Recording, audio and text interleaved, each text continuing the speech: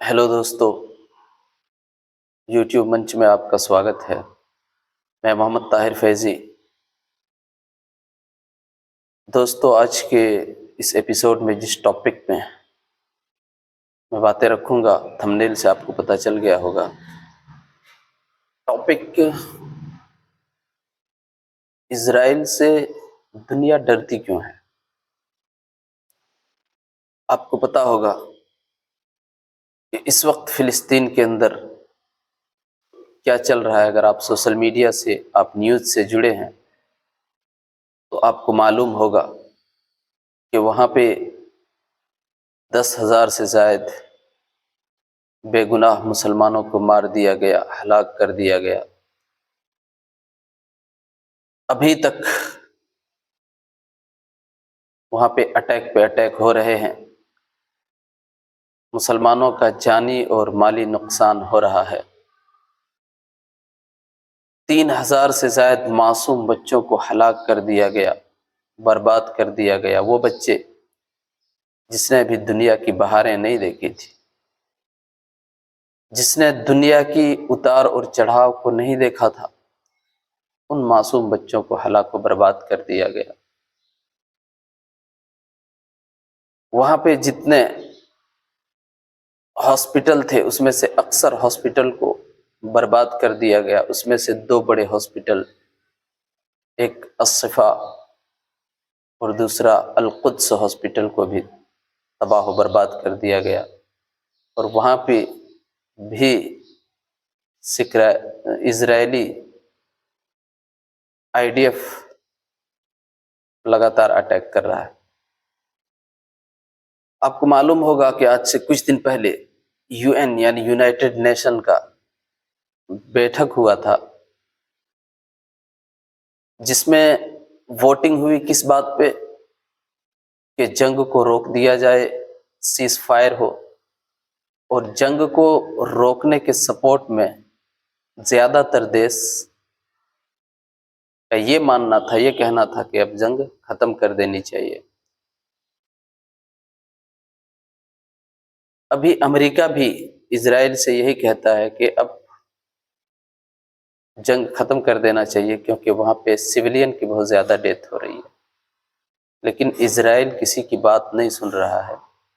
Israel attack पे attack वहाँ पर गज़ा के अंदर कर रहा है, और मुसलमानों का जानी और माली नुकसान एक बड़े मात्रा में हो रहा है।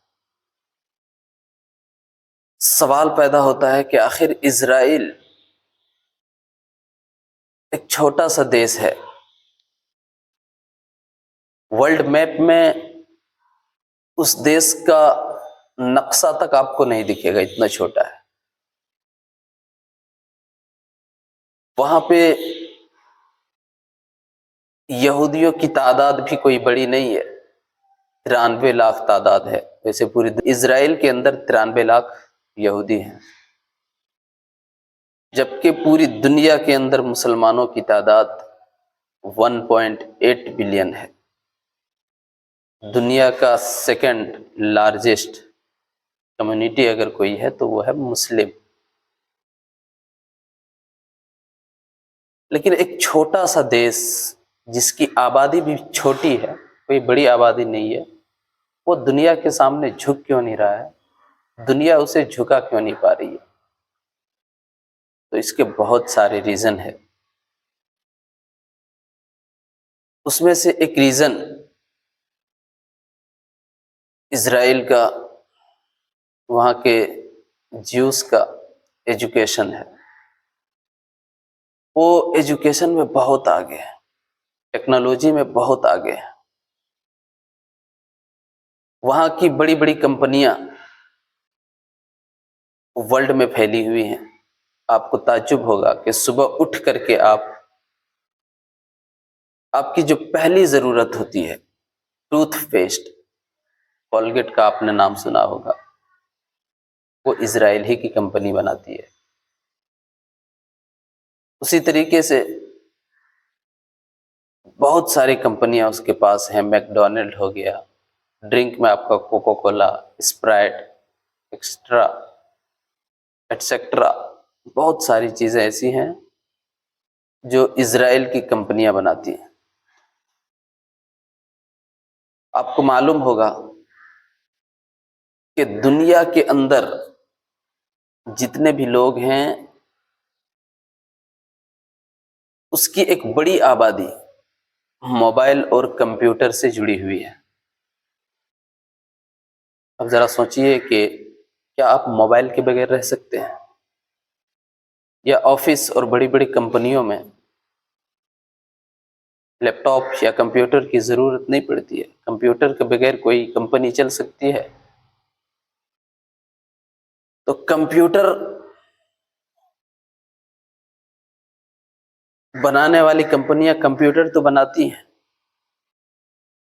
लेकिन कंप्यूटर विंडो द्वारा चलता है, विंडो से ऑपरेट होता है कंप्यूटर। और कंप्यूटर के अंदर जो विंडो है, आपने सुना होगा window Z, window 8, window 9, window 7। तो इन सारे सॉफ्टवेयर को बनाने वाला कौन है? उसका मालिक बिल गेट्स, आपने नाम सुना होगा। और कंप्यूटर के अंदर एक्सेल एक बड़ा मायना रखता है, अहमियत है एक्सेल की। तो इन सॉफ्टवेयर कंपनियों में एक ज्यूस, एक यहूदी, स्टीवन ब्लूमबर्ग की बड़ी भागीदारी है। वो इन सारे सॉफ्टवेयर कंपनियों में बड़ा हिस्सा रखता है। तो कंप्यूटर में जो विंडो चलता है, तो विंडो को डिजाइन करने वाला, विंडो बनाने वाला एक यहूदी। वैसे ही मोबाइल आप देखते हैं तो खाली मोबाइल एक डब्बा है, बगैर सॉफ्टवेयर का मोबाइल नहीं चल सकता। मोबाइल के अंदर जिस तरीके से कंप्यूटर के अंदर विंडो होता है, उसी तरीके से मोबाइल के अंदर एंड्रॉयड होता है। और एंड्रॉयड को बनाने वाला ये गूगल ही का एक पार्ट है, गूगल ही का एक हिस्सा है। और गूगल के कंपनी का जो ऑनर है, आपको मालूम है कि उस कंपनी का ऑनर कौन है? उस कंपनी का ऑनर लैरी पेज और सेर्जी ब्रिन, ये दोनों ज्यूस हैं। जब आप मोबाइल उठाते हैं तो आप मोबाइल में यूट्यूब देखते हैं। अभी जो मैं वीडियो बना रहा हूं आप तक पहुंच रही है, तो पहुंचने का माध्यम यूट्यूब है। और यूट्यूब भी गूगल ही का एक हिस्सा है, गूगल ही ने इसको डिजाइन किया है यूट्यूब को। तो यूट्यूब भी एक तरीके से यही ज्यूस यहूदी का क्रिएट किया हुआ है, बनाया हुआ है, डिजाइन किया हुआ है। इसी तरीके से प्ले स्टोर, कोई भी सॉफ्टवेयर आपको डाउनलोड करना हो तो प्ले स्टोर के बगैर आप उस सॉफ्टवेयर को डाउन नहीं कर सकते हैं। और मोबाइल वर्ल्ड में प्ले स्टोर की बड़ी अहमियत है। तो प्ले स्टोर का भी मालिक जियोस ही है। आगे चलिए, आज के इस दौर में फेसबुक कौन नहीं जानता, इंस्टाग्राम कौन नहीं जानता। इसी तरीके से व्हाट्सएप के बगैर हमारी दुनिया अधूरी है। तो फेसबुक, व्हाट्सएप बनाने वाला, उसका ऑनर जो है वो मार्क जुगरबर्ग, वो भी एक ज्यूस है, यहूदी है। तो इन सारे कंपनियों का, इन सारे एप्लीकेशन का ऑनर्स यहूदी है। आप सोचिए कितना कंट्रोल है दुनिया के लोगों पर यहूदियों का। इमरान खान, आपने तो नाम सुना होगा, पाकिस्तान के पूर्व सीएम, पीएम। उसके मोबाइल पर एक पेगासस स्पाई सॉफ्टवेयर इंस्टॉल कर दिया गया था। और उस पेगासस सॉफ्टवेयर के द्वारा उसकी हर एक्टिविटी को रिकॉर्ड किया जा रहा था, जानकारी इजराइल तक भेजी जा रही थी। जाहिर सी बात है कि इन सारे सॉफ्टवेयर को इजाद करने वाला, बनाने वाला एक ज्यूस है, यहूदी है। तो उसके लिए ये बड़ी बात नहीं है कि एक स्पाई को, पेगासस को किसी के मोबाइल में इंस्टॉल ना कर सके। इंस्टॉल करना उसके बाएं हाथ का खेल है।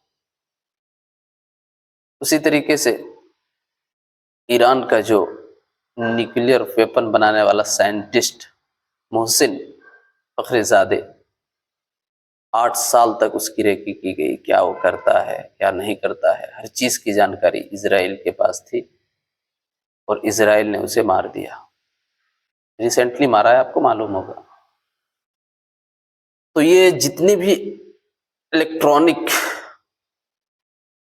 अशिया हैं, इलेक्ट्रॉनिक चीज़ें हैं, उन सारी चीज़ों पर इजराइल का कंट्रोल है। इजराइल कंट्रोल रखता है इन सारी चीज़ों पर।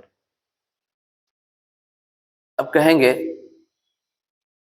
कि इजराइल कैसे इन सॉफ्टवेयरों के द्वारा हम पर कंट्रोल कर सकता है। जाहिर सी बात है, आपको मालूम होगा कि गूगल प्ले स्टोर के अंदर बहुत सारे एप्लीकेशन, बहुत सारे सॉफ्टवेयर इंस्टॉल हैं।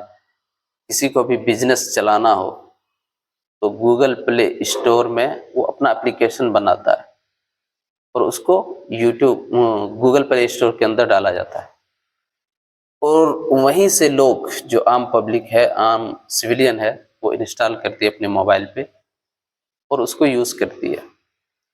मान के चलिए फ्लिपकार्ट आपको खोजना रहेगा तो आप कहाँ पे खोजेंगे उसको? आप उसको प्ले स्टोर के अंदर खोजेंगे। अगर फ्लिपकार्ट वाले मुसलमानों की या तो ऐसे लोगों की हेल्प करे, मदद करे, सहयोग करे जो इजराइल के खिलाफ है, तो वो चाहे तो उसका जो इंस्टॉल किया हुआ सॉफ्टवेयर है गूगल प्ले स्टोर के अंदर, तो उसकी रेटिंग वो गिरा सकता है, या तो कुछ दिनों के लिए उसका जो फ्लिपकार्ट सॉफ्टवेयर है उस सॉफ्टवेयर को बंद कर सकता है, कोई बहाना करके कि आपने ये गलत काम किया है, 2-3 महीने के लिए उसे रोक सकता है। तो उतने दिन तक उसकी कंपनी ठप हो जाएगी, चलेगी नहीं। जब इन सब चीज़ों को कोई इंसान जानेगा तो क्या वो इतनी बड़ी ताकत से पंगा लेगा, लड़ेगा? मेरे भाई, अफसोस की बात तो ये है कि ये जो कौमें हैं, इसने पढ़ाई को तरजीह दिया, इल्म को सीखना उनकी प्रायोरिटी है, जबकि मुसलमानों को सबसे पहले जिस चीज़ का हुक्म दिया गया था, इक़रा, कि तुम पढ़ो, आज हमने अल्लाह के उस फरमान को निस्त नाबूद कर दिया है। पढ़ने में हम बहुत पीछे। हिंदुस्तान के अंदर मुसलमान के कितने % बच्चे प्राइमरी स्कूल में जाते हैं? अभी आप रिसर्च करें तो आपको मालूम होगा कि सिर्फ 59.9% बच्चे पढ़ने के लिए जाते हैं प्राइमरी स्कूलों में, और यही डिग्री तक जाते जाते सिर्फ 4% रह जाता है। सोचिए, जब हमारी ये हालत होगी तो हम दुनिया में क्या ही कर लेंगे। दूसरी चीज़, मुसलमान यूनाइट नहीं है, मुत्तहिद नहीं है। जबकि यहूदी को देखिए, पूरी दुनिया के अंदर कहीं भी यहूदी हो तो वो ऑटोमेटिक इजराइल का नागरिक है। और आपने आए दिन सुना होगा अभी न्यूज़ में कि इजराइल फिलिस्तीन के इलाके में, फिलिस्तीन के ज़मीन पे सेटलमेंट के नाम पे बिल्डिंगें बना रहा है, और वहाँ पे वो अपने कम्युनिटी को, अपने यहूदियों के लिए बिल्कुल कोड़ी के दाम पे, सस्ते दाम पे उसे बिल्डिंग प्रोवाइड कर रहा है।